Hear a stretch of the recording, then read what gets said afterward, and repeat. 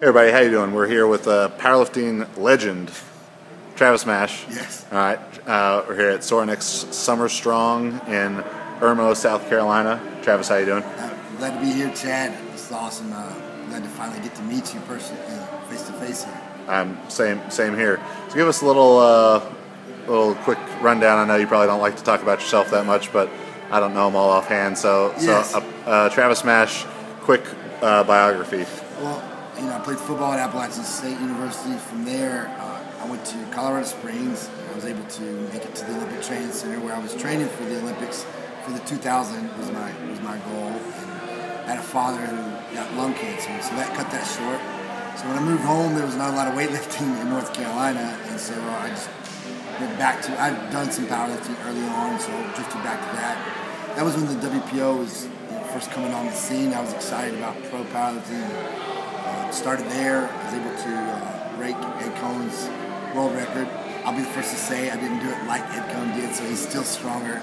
But I totaled the 2408, and then I ended up totaling 2414 in gear.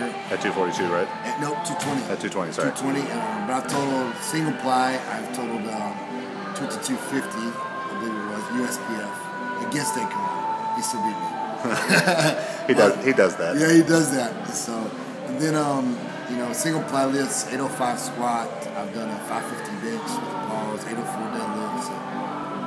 And then I've best Olympic lifts. I've done a 419 clean and jerk and a 320 snatch.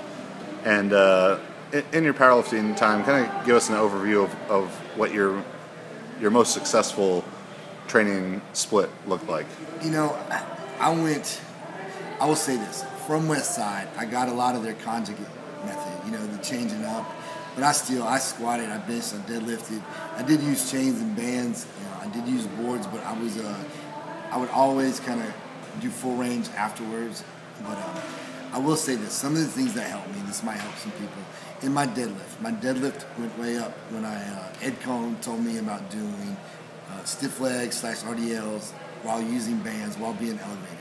You pulling sumo or conventional? No, conventional. Right. And that upped in one training cycle from 730 to 800. And so that's some of the best advice that I could give. My bench, I will say this, I was not a very good bencher. I have long arms, for my height. I would say I have long arms. But I was never a great bencher, but I really, worked on the full range. The bands, I didn't really do speed like they do. I went heavy with the bands, heavy with the chains. I never went light anything. So a lot of people would always relate me to West Side Barbell. I would do some of their stuff, but I never did a true speed day. And if I did, it always ended up heavy. As you look at the state of powerlifting right now, looking back at it from perspective of a legend, Travis Mash, where do you see the sport going? Where would you like to see it go? I am very thankful to see it going back to Raw.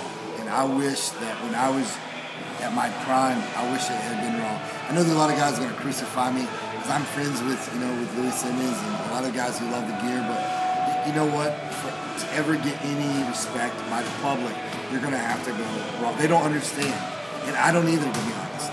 Like, does that mean you're strong, or does that mean you got good at the gear? I mean, and I'm throwing myself under the bus. But I put the gear on because that's all there was when I was there. If you want to compete against the best, Steve Goggins, Chuck Vogelpool, you had to put the gear on. But now, guys like you and guys like your boy Dan Green, I'm so thankful that it's going back to purity. So. Now, you're also very involved in the Olympic lifting community, both as a competitor, as a coach. Yes. Let's tell everyone a little bit about MASH Elite. It's my first. Weightlifting is my first love. Olympic. I know that everybody knows me as a powerlifter, but that's because weightlifting is just a trick, right? There's no strength involved. Yeah. If you think that, you watch some of these lifters do their squats. Let me tell you, if weightlifting ended and these dudes came over to powerlifting, we would all be in a lot of trouble. Yeah. You guys got, like I talked to you about Peters Dimas, squat 760, with like a little flimsy belt, ass to grass and killed it. So at what, 185? At 187 pounds. And so, those dudes are strong, but I do like the technical, aspect. It's like, it intrigues me to be able to, a great weightlifting coach can see patterns. They can see little bitty differences that go from like missing to making it easy. And so I'm intrigued by that. The speed, the mobility. There's so many aspects. With squatting, now that it's raw, the whole neural aspect of squatting is important, but not the same. It's just different in the weightlifting. So I love it. It's like I'm caught between two worlds. I always have been.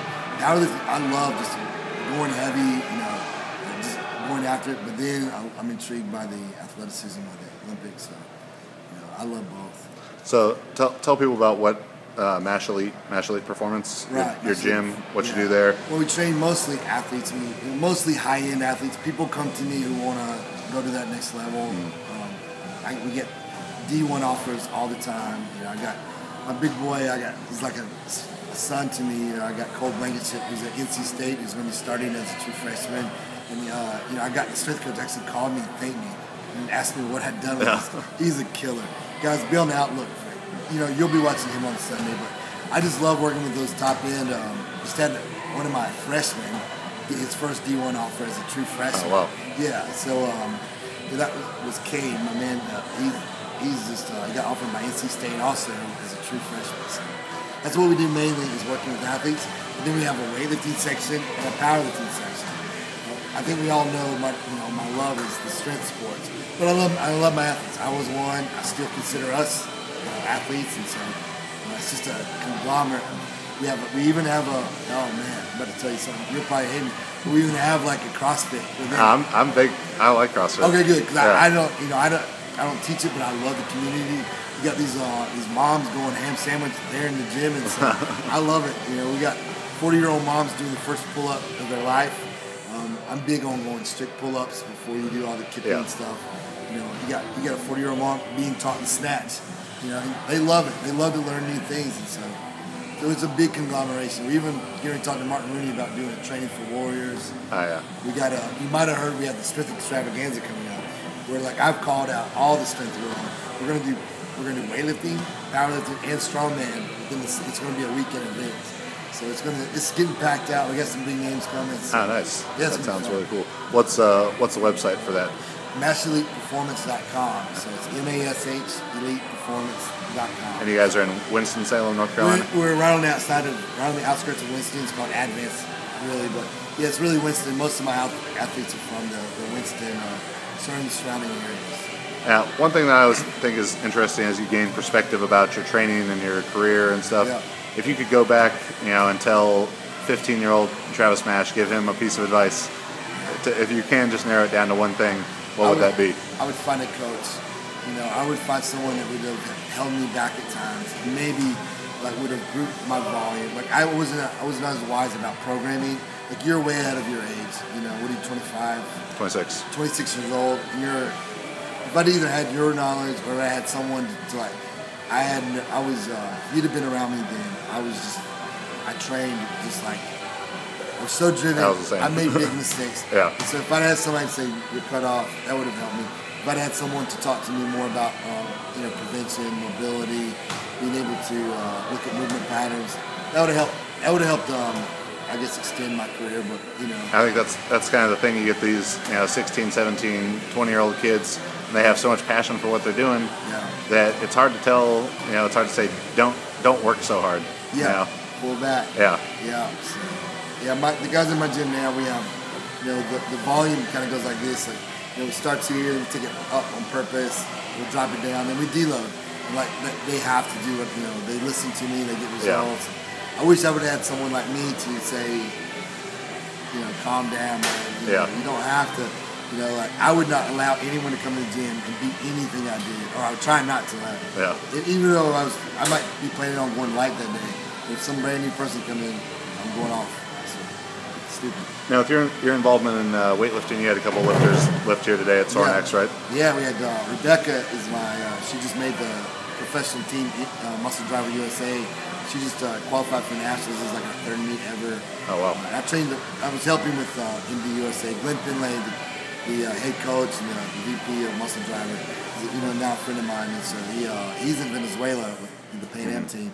So he asked me if I would help out with Don McCauley. He's the assistant coach. So it was a bunch of good guys. They got a good program going. It's good to see strength sports being able to be professional and guys do it full time.